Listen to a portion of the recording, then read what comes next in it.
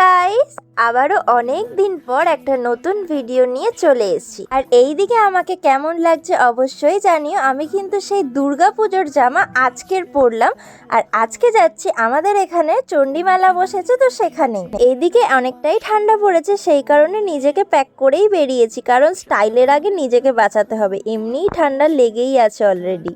আর actual চণ্ডীমেলাটা ঠিক আমাদের বাড়ির অনেকটাই কাছে, আর কাকিমাদের বাড়ির থেকে একটু দূরে, তো সেই কারণে কাকিমা বলছে আমি কিন্তু তোর ভরসায় যাচ্ছি, তুই কিন্তু আমার জন্য দাঁড়াস। তো আমি দাঁড়িয়েছিলাম আর নিয়েও ওনাকে চলে এসেছি।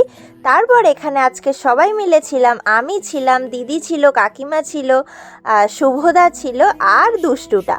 আর ও তো জানো মেলায় ঢুকলে এত বায়না করে, মানে মাথা খারাপ করে দেবে।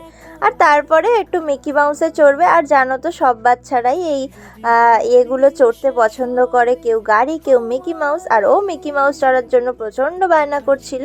আর এদিকে দেখো মেলার এই দোকানটা তো আমার সবচেয়ে বেশি পছন্দের হয়েছে।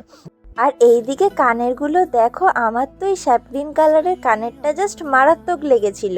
আর তারপর এদিকে আমরা অনেক কেনাকাটা করলাম, করার পর টুকটাক কিছু খেয়ে নিলাম।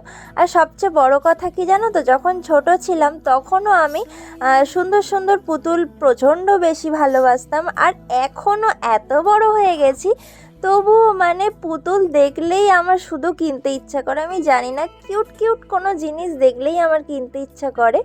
আর যাই হোক, এই বায়নাগুলো এখন সত্যিই কেউ পূরণ করার নেই, আর কাউকে বললেও হয়তো কেউ হাসবে।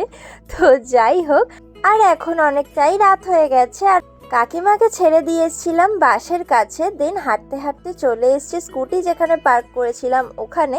সত্যি বলতে আজকে সেরমভাবে ঘুরতে পারিনি। যাই হোক, মেলাটা সবে তো শুরু, এখনও অনেক দিনই থাকবে, আবারও আসবো। চলো টাটা।